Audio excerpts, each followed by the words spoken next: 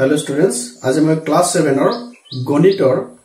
জ্যামিতিৰ মই এটা গুৰুত্বপূৰ্ণ চেপ্টাৰ তোমালোকৰ ওচৰলৈ লৈ আহিছো আৰু হেতু হৈছে ৰেখা আৰু কোণ। এই ৰেখা আৰু কোণ চেপ্টাৰটোৰ ভিতৰত যি কথা সোমাই আছে এইখিনি কথা মই তোমালোকক ভালদৰে বুজাই দিম। তোমালোকে মন দি চাবা আৰু মানে যাতে ইংলিশ বা অসমীয়া মিডিয়ামৰ সকলোৱে ভালদৰে বুজি পোৱা মই মাজে মাজে ইংৰাজীত এটা কথা কৈ যাম। তো এই চেপ্টাৰটোত থকা আমি প্ৰথম এটা টপিক লৈছো এটো হৈছে সন্নিহিত কোণ। ইংলিশত কব adjacent angle। সন্নিহিত কোণ মানে হল কি যদি দুটা কোণৰ একেটাই শীৰ্ষবিন্দু হয় অৰ্থাৎ এই দুটা ধৰি লোৱা কোণ দুইটা কোণ যদি মিলি একেটা বিন্দুতে লগ লাগিছে তেনেহলে এইটো কোৱাব শীৰ্ষবিন্দু আৰু দুইটা কোণৰে যদি শীৰ্ষবিন্দু একেটাই হয় আৰু লগতে এডাল ৰেখাৰ দুইফালে যদি দুইটা কোণ থাকে তেনেহলে এই দুটা কোণকে কোৱা হ'ব সন্নিহিত কোণ বুলি। এটা এই সন্নিহিত কোণটো হ'বলৈ আমাক দুটা শৰ্ত লাগে। এক নম্বৰ শৰ্ত কি আছিল যে এটা শীৰ্ষবিন্দু হ'ব লাগিব, শীৰ্ষবিন্দু এটা হ'ব লাগিব। দুই নম্বৰতে কি শৰ্ত আছিল যে এডাল ৰেখাৰ দুইফালে কোণ দুটা থাকিব লাগিব, এটা কোণ এইফালে এটা কোণ এইফালে। এই দুটা শৰ্ত যদি মানি লয় তেনেহলে এই কোণ দুটাকে কোৱা হ'ব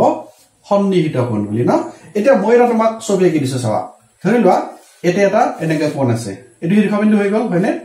আৰু এটা কোণ মই ইয়াতে আঁকিছো, এইটো কোণ। তেছো আমাৰ এটা শৰ্ত কি আছিল যে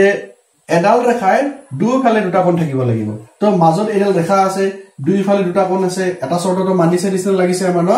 কিন্তু প্ৰথম শৰ্ত কি আছিল যে কোণ দুটাৰ একেটাই শীৰ্ষবিন্দু হ'ব লাগিব। কিন্তু এইবাৰ দেখিছো এইটো ক'ব এটা শীৰ্ষবিন্দু, এইটোক এটা ক'ব শীৰ্ষবিন্দু, অৰ্থাৎ দুটা শীৰ্ষবিন্দু পাইছো আমি। গতিকে এই দুটা শীৰ্ষবিন্দু থকা কাৰণে ইয়াক সন্নিহিত কোণ বুলি কোৱা নহয়। শীৰ্ষবিন্দু বুজি পাইছা নহয়? যদি এডাল ৰেখাৰ লগত আন এডাল ৰেখা এনেকে লগ লাগি যায় এই বিন্দুটোক শীৰ্ষবিন্দু বুলি কোৱা হ'ব।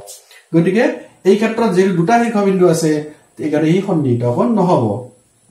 এই দুটা শৰ্ত মানি ললেহে এটা হৈছে শীৰ্ষবিন্দু এটা হ'ব লাগিব আৰু এডাল মাজৰ ৰেখাৰ দুইফালে দুটা কোণ থাকিব লাগিব, তেতিয়া আমি তাক সন্নিহিত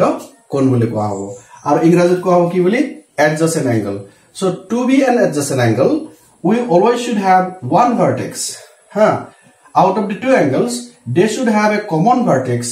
and there should be a common line where both the angles lies in both sides of the line. So if these two conditions satisfies then we say that they are adjacent angles. ঠিক আছে, বুঝি পাইছানে? So they two are not adjacent because we have two common properties or we have two conditions. One is they should have a common vertex and there should be one common line so that it separates the two angles. But in this case we have a common line that separates the two angles but they do not have a common vertex. They both have two different vertices, that's why they two are not adjacent angles. বুজি পাইছা তোমালোকে? So এইটো হল সন্নিহিত কোণ। মই লাহে লাহে এই টপিক এটা কোৱাৰ পিছত তোমালোকক প্ৰশ্ন কেনেকে সলভ কৰিব লাগে দেখাই দিম। এইবাৰ মই এটা নতুন টপিক লৈ আহিছো, এইটো হৈছে পূৰক কোণ। এই চেপ্টাৰটোতে আমি এনেকুৱা কেইবাটাও টপিক পাম, তাৰ ভিতৰত 2 নম্বৰ টপিকটো হৈছে পূৰক কোণ। ইংলিশত কোৱা হ'ব কমপ্লিমেন্টাৰী এংগল। তো পূৰক কোণ কি বস্তু আমি প্ৰথমতে জানি লওঁ। পূৰক কোণ মানে হৈছে যদি দুটা কোণৰ যোগফল 90 ডিগ্ৰী হয়, যেনে ধৰি লওঁ মই এটা কোণ আঁকিছো, এই কোণটোৰ মান হৈছে 40 ডিগ্ৰী। ওকে, আৰু এটা কোণ আঁকিছো মই, ধৰি লোৱা এই কোণটোৰ মান হৈছে 50 ডিগ্ৰী। মোৰ আকতে সমান একজেক্ট নহ'ব পাৰে, চাই লোৱা। ধৰি লোৱা এইটো কোণৰ মান 40 ডিগ্ৰী, এইটো কোণৰ মান 50 ডিগ্ৰী। দুইটা কোণ যোগ কৰিলে কিমান হ'ব? ধৰি লোৱা মই এইটো কৈছো এ অ বি বুলি কৈছো, এইটো কৈছো মই পি কিউ আৰ। দুটা কোণ আছে নহয়, এই দুটা কোণক মই যদি লিখো যে এ অ বি কোণ যোগ পি কিউ আৰ কোণ, দুইটা কোণ যোগ কৰিছো কিমান হ'ব? 40 ডিগ্ৰী যোগ 50 ডিগ্ৰী ইকুৱেল টু 90 ডিগ্ৰী। হলনে? যদি দুটা কোণৰ যোগফল 90 ডিগ্ৰী হয় তেনেহলে এটাক আনটোৰ পূৰক কোণ বুলি কোৱা হয়। মানে মই যদি সুধো যে এ অ বিৰ পূৰক কোণ কিমান, মানে এইটো কোণ 40 ডিগ্ৰী দিয়া আছে নহয়, তাৰ পূৰক কোণ কিমান হ'ব? 50 ডিগ্ৰী হ'ব। তোমাক যদি কয় এটা 20 ডিগ্ৰী কোণৰ পূৰক কিমান হ'ব, তো 20 ডিগ্ৰী কোণৰ পূৰক কিমান হ'ব? টোটেল 90 হ'ব লাগিব, গতিকে 20 ডিগ্ৰী কোণৰ পূৰক হ'ব 70 ডিগ্ৰী। বুজি পালা কথাটো? পূৰক শব্দটোৰ অৰ্থ হৈছে দুটা কোণ যোগ কৰিলে টোটেল 90 ডিগ্ৰী হ'ব লাগিব। গতিকে এই দুটা কোণ যদি যোগ কৰি দিওঁ 90 ডিগ্ৰী পালে এটা আনটোৰ পূৰক কোণ বুলি কোৱা হৈ যাব। হৈছেনে বুজি? তো what is about complementary angle? Complementary angle means if the sum of two different angles is equal to 90 degree. Okay, we have two different angles, and if the sum of the two angles is equal to 90 degree, then one is called complementary to the other. It means that suppose if I draw here a 40 degree angle and other is 50 degree angle, then this 40 degree angle is called complementary to the other, which is 50 degree, because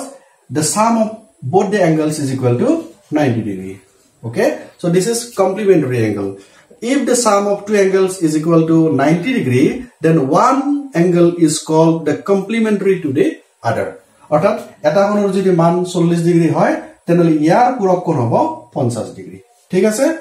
এইটো এটা topic. Next, now the third topic is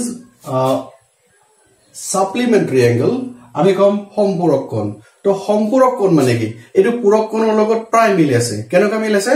যে যদি দুটা কোণৰ যদি যোগফল 180 degree হয়, আগতে পূৰক কোণত কি আছিল? দুটা কোণৰ যোগফলটো 90 ডিগ্ৰী আছিল. এইবাৰৰ ক্ষেত্ৰত কি হৈছে? দুটা কোণৰ যোগফল 180 ডিগ্ৰী হৈছে. ধৰি লোৱা মই এটো 120 ডিগ্ৰী, এই কোণটো মই 120 ডিগ্ৰী বুলি কৈছো, আৰু ধৰি লোৱা মই এটা কোণ আঁকিছো, এটো মই 60 ডিগ্ৰী বুলি কৈছো. হৈছে না? তে এইটো কোণ যদি নাম দিছো মই ধৰা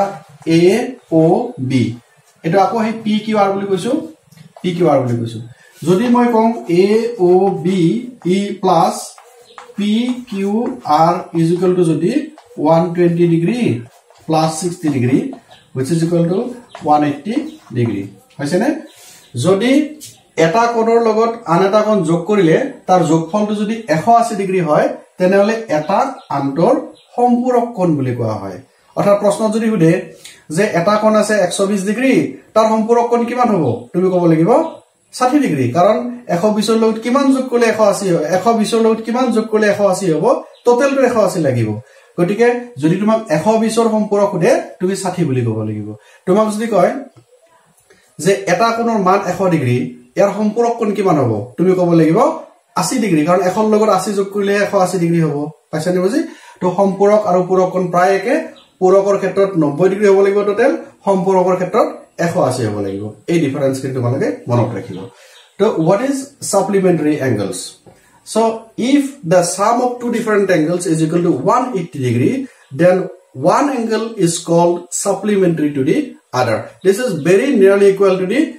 complementary angle. We got that in case of complementary angle, the sum of the two angles, it was 90 degree. But in this case of supplementary angle, the sum of the two different angles, it becomes 180 degree. Suppose if I say that one angle is 100 degree, then what would be its supplementary angle? Then we should say it is 80 degree, because the total should be equal to 180 degree. So I think you understand about the supplementary angle. Always we should have the total 180 degree, and whatever is given, just calculate it to get 180 degree, and that would be its supplementary angle. বুজি পাইছা নে? তো এইটো এটা topic. Next topic আহিছো আনটা topic, রৈখিক জোড়. 4 number topic রৈখিক জোড় বা লিনিয়ার পেয়ার. তো রৈখিক জোড় কি বস্তু আমি চাই লওঁ. তো আমি পালো কি সন্নিহিত কোণ কাক বলে এইটো জানিলো, আৰু সম্পূৰক কোণ কাক বলে এইটোও জানিলো. এবাৰ দুইটা লগ লগাই কম আমি কথা. কেনেকুৱা? যে দুটা সন্নিহিত কোণ চাবা. সন্নিহিত কোণ মানে কি আছিল? এইটো সন্নিহিত হৈছে নে? চোৱাচোন, ক'ব পাৰিবা নে সন্নিহিত হৈছে নাই? কি চৰ্ত আছিল? যে দুটা কোণ আমি পাইছো, এটা কোণ আৰু এটা কোণ হলে দুটা কোণ পাইছো, দুইটা কোণৰ শীৰ্ষবিন্দু এটা চোৱা লাগে. এই কোণটো শীৰ্ষবিন্দু এইটো, আৰু এইফালৰ কোণটোৰ শীৰ্ষবিন্দু এইটো হৈ গ'ল. অৰ্থাৎ দুইটা কোণৰে শীৰ্ষবিন্দু এটাই, চৰ্ত এটা মানিলে. নেক্সট আহিল কি? এডাল ৰেখাৰ দুইফালে কোণ দুটা থাকিব লাগিব. হৈছে নে? অৰ্থাৎ এই ৰেখাডাল কমন ৰেখাৰ নিচিনা থাকিব লাগিব. গতিকে 2 নম্বৰ চৰ্তও খাটি গ'ল. ইয়াতো আছে আমি দেখিছো. অৰ্থাৎ আমি ক'ব পাৰিম এই দুটা সন্নিহিত কোণ. এইবাৰ কি কম? আমি সম্পূৰক কোণত ইয়াত লগাই দিম. কেনেকুৱা হ'ব চোৱা, এইটো কোণ আৰু এইটো কোণ যোগ কৰিলে কিমান হ'ব? আমি নুজুখিলেও কথা নাই, কাৰণ এইডাল এডাল ৰেখাৰ নিচিনা হৈছে নে? আমি সকলোৱে জানো নহয় এডাল ৰেখাত কিমান ডিগ্ৰী কোণ থাকে? 180 ডিগ্ৰী কোণ. চোৱা, এই দুটা কোণ যদি আমি জুখি দিও নহয়, এইটো কিমান এইটো কিমান আমি নাজানিলেও কথা নাই, দুইটা যোগ কৰাৰ ফলত যোগফল 180 হোৱাটো খাটাং, কাৰণ এডাল ৰেখাত 180 ডিগ্ৰী কোণ থাকে. তে চোৱাচো, যদি দুটা কোণ সন্নিহিত হয় আৰু লগতে দুইটা কোণৰ যোগফল যদি 180 ডিগ্ৰী হয়, এই কন্ডিশন দুটা যদি ইয়াতে মানে তেনেহলে ইয়াক কি বুলি কোৱা হ'ব এই কোণবোৰকে কোৱা হ'ব ৰৈখিক জোৰ বুলি ভালকে মনত ৰাখিবা ৰৈখিক জোৰ হ'বলৈ দুটা শৰ্ত লাগে এক নম্বৰ শৰ্ত ই সন্নিহিত হ'ব লাগিব দুই number শৰ্ত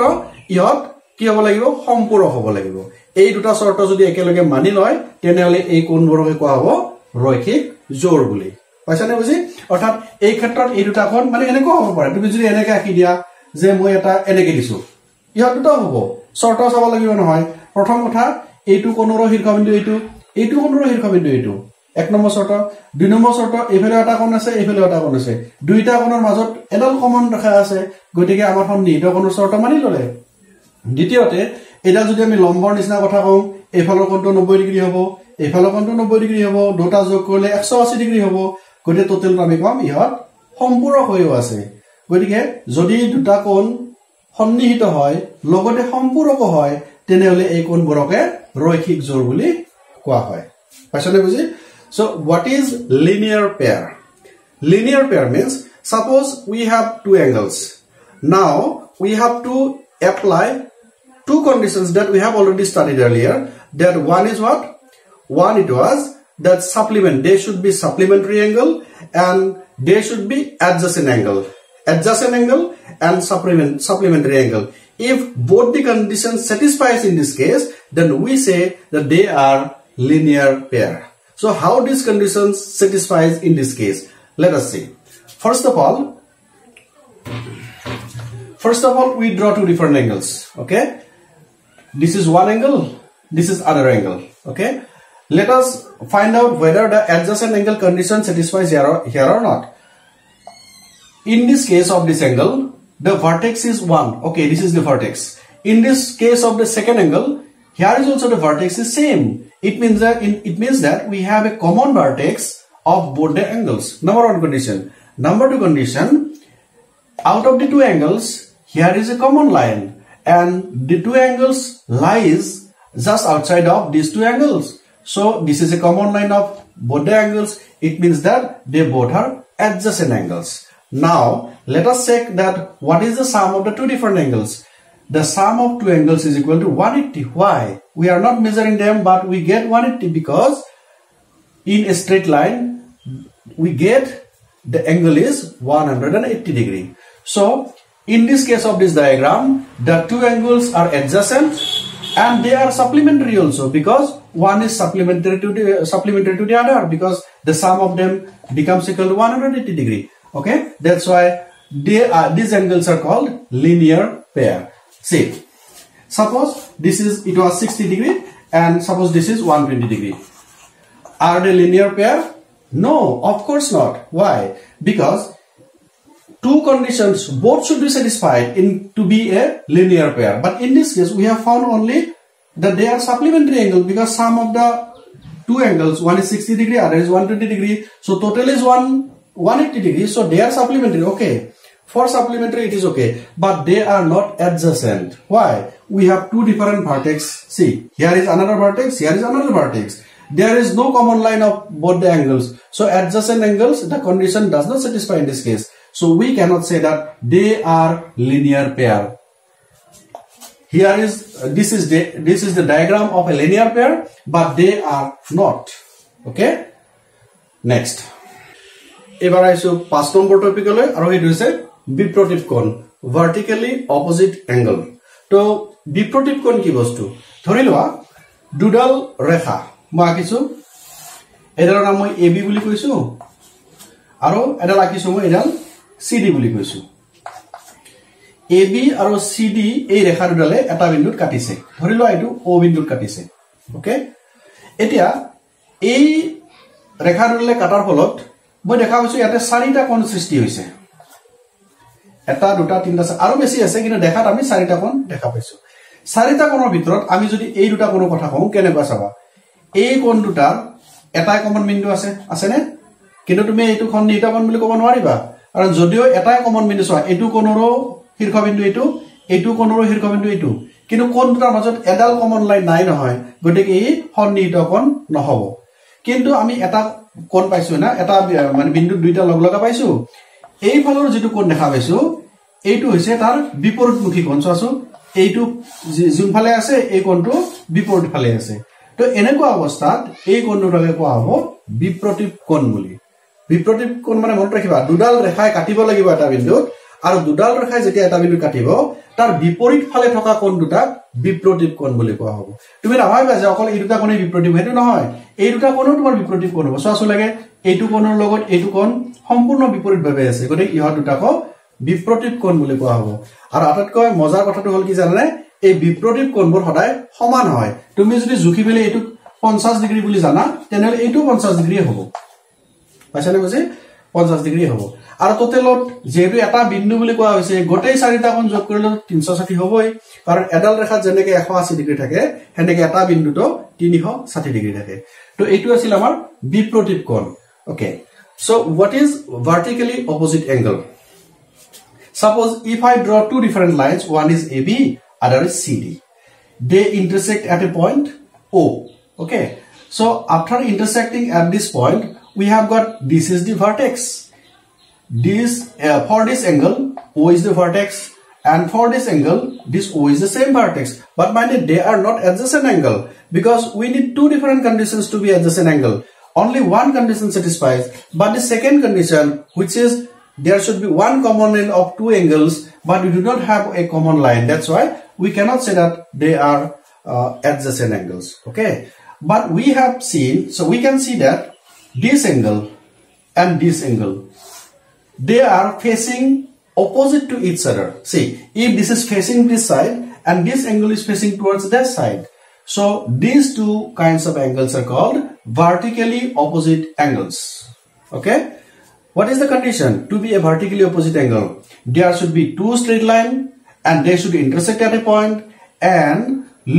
by looking you can say that if one angle is just facing opposite to the other they two are called vertically opposite angle if we can measure this angle as 50 degree then this must be 50 degree so we can say that vertically opposite angle are always equal in their measurement and not only these two they two are also same the same condition satisfies in these two angles also so they are also called vertically opposite angle okay next এবাৰ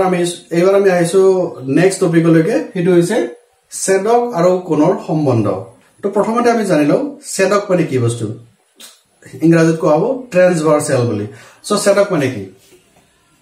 যদি দুডাল বা তাতকৈ বেছি তুমি কেনেকৈ কিছু ডাঙৰ কথা নহয় দুডাল ৰেখা আঁকিব লাগিব বা তাতকৈ বেছি হয় নাই তিনডাল চাৰিডাল আঁকিব পাৰা তুমি যদি দুডাল বা তাতকৈ বেছি ৰেখা কোনোবা এডাল ৰেখাই বেলেগ বেলেগ বিন্দুত কাটি দিয়ে যেনে এইটো এটা বেলেগ এটা বিন্দু কাটিছে এইটো এটা বেলেগ বিন্দু কাটিছে তেনেহলে এই ৰেখাডালক কোৱা হ'ব ইহত দুইটাৰ ছেদক বুলি মানে ছেদ কৰা কাটি দিয়া বুজি পালানে তো ছেদক হ'বলৈ শৰ্ত কি লাগিব দুডাল বা তাতকৈ বেছি ৰেখা যদি কোনোবা আন এডাল ৰেখাই বেলেগ বেলেগ বিন্দুত কাটে তেতিয়া হলে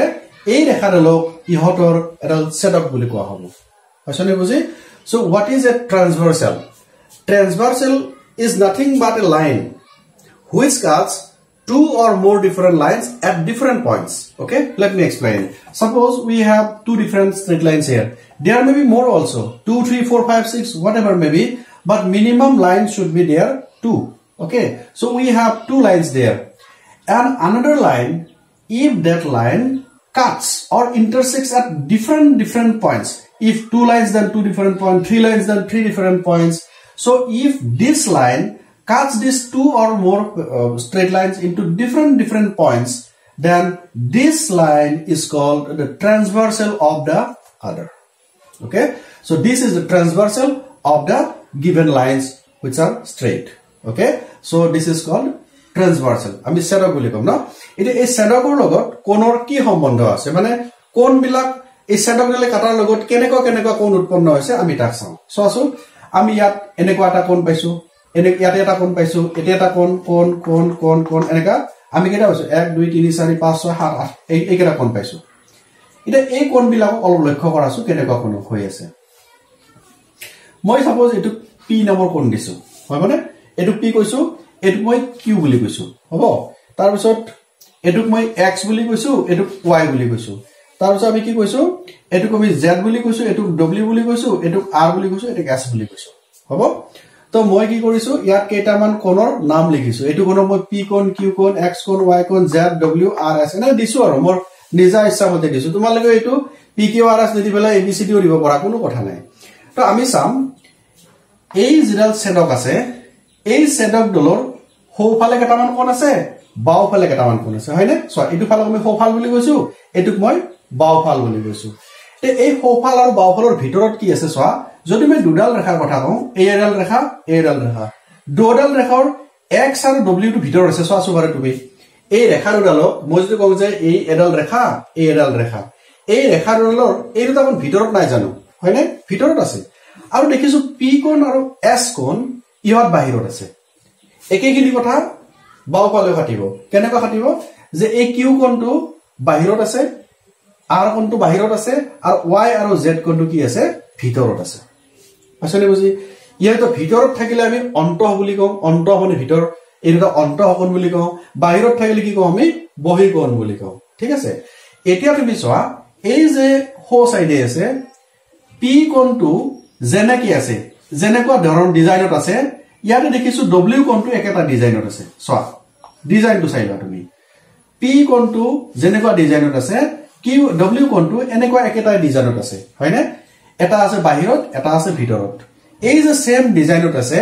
এনেকুৱা প্ৰকাৰত থকা কোণ বিলাকক কোৱা হ'ব অনুৰূপ কোণ বুলি অনু মানে দেখাত একে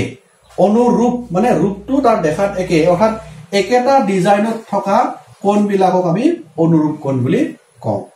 পাইছানে বুজি এতিয়া আকৌ এটা কথা চোৱা এই যে x কোণটো আছে যেটো আমি x নাম দিছিলো এই x টো আৰু এই z কোণটো চোৱা ইহত দুটা সম্পূৰ্ণ বিপৰীত ফালে আছে হয়নে দুইটাই অন্তঃকোণ কিন্তু দুইটা বিপৰীত ফালে আছে এটা কোণ আছে সোফালে এটা কোণ আছে বাওফালে এই দুটা কোণ কি বুলি কম জানে আমি আমাৰ বিপৰীত ফালে থাকিব লাগিব ইহত দুটা সব একে ফালে আছে সোফালে আছে এটো এই দুটাত কিন্তু এটা সোফালে এটা বাওফালে আছে এটা সোফাল আৰু এটা বাওফাল এনেকুৱা ধৰণৰ যদি দুটা ভিতৰতে থাকে অন্তঃকোণে হয় তেনল ইহতক কোৱা হ'ব কি জানে অন্তঃ একান্তৰ কোণ মানে ইহত দুইটা বেলেগ বেলেগ ফালে আছে পাইছো বুজি গতিকে এইটো একান্তৰ কোণ আৰু এইটো আছিল অনুৰূপ কোণ আকৌ আমি কি ক'ব পাৰো জানে এই q কোণটোৰ লগত এই ধৰা s কোণটো চোৱা q ৰ লগত s কোণটো এটো এইফালে আছে এটো বিপৰীত ফালে আছে এটো আছে সোফালে এটো আছে বাওফালে এইটো বাহিৰত এইটো আগৰ দুটা ভিতৰত আছিল এই বাহিৰত দুটা যে আছে এই দুটা কোণ কোৱা হ'ব কি বুলি একান্তৰ কোণ কিন্তু ইহত ক'ব বহি একান্তৰ কোণ একো ডাঙৰ কথা নহয় ভিতৰত থকা দুটাক আমি অন্ত একান্তৰ কোণ বুলি কম বাহিৰত থকা দুটাক আমি বহি একান্তৰ বুলি কম ঠিক একেদৰে এই p কোণটোৰ লগত তুমি r কোণটো চোৱাছো p কোণ ক'ত আছে বাহিৰত আছে r কোণ ক'ত আছে বাহিৰত আছে এইটো আছে সোফালে এইটো আছে বাওফালে গতিকে ইহত দুটা কি হ'ব একান্তৰ হ'ব যেটো বাহিৰত আছে তাক ক'ব আমি বহি একান্তৰ কোণ বুলি কম তে এটা কথা মনত ৰাখিবা একান্তৰ কোণ হ'বলৈ এটা সোফাল থাকিব লাগিব এটা বাওফাল থাকিব লাগিব আৰু অনুৰূপ কোণ হ'ব লাগিলে দুটা একেফালে থাকিব লাগিব যদি সোফালে থাকে দুটা সোফালে থাকিব লাগিব বাওফাল থাকিলে দুটা বাওফালে থাকিব লাগিব এটো পাৰ্থক্য মনত ৰাখিবা অনুৰূপ সদায় একফালে থাকে কিন্তু একান্তৰ সদায় এটা ওপৰ এটা বেলেগ ফালে দুটা বেলেগ ফালে থাকে পাইছানে বুজি গতিকে আমাৰ অনুৰূপ কোণ আৰু একান্তৰ কোণৰ ধাৰণাটো এনেকুৱা মনত ৰাখিবা x ৰ লগত যেনে সামগ্ৰী কৰিছো x আৰু z এটা কি হ'ব কোৱাছো তুমি x আৰু z একান্তৰ কোণ হ'ব হেনেকে y আৰু w কি হ'ব চাবা y আৰু w কি হ'ব কোৱাছো y আৰু w এটা সোফাল বাওফাল আছে নে নাই ভিতৰত আছে না এৰকম কি অন্তঃ একান্তৰ এইটো x আৰু z অন্তঃ একান্তৰ কোণ y আৰু z অন্তঃ একান্তৰ কোণ হৈ গল এটা কোৱাছো তুমি p আৰু r কি হ'ব বাহিৰত আছে নে এটা সোফালে আছে এটা বাওফালে আছে কিন্তু দুটা বাহিৰত আছে গতিকে কি বুলি কোৱা হ'ব